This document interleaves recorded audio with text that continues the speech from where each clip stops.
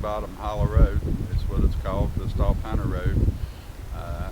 We have two brush fires going on, one right here behind us around the cemetery, and the second down on what's called Jones Ridge Road.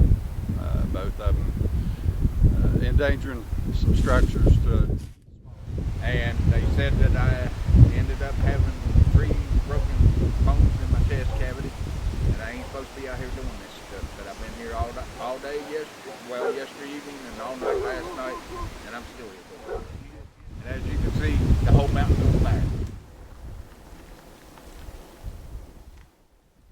If that trailer goes up, my trailer's going.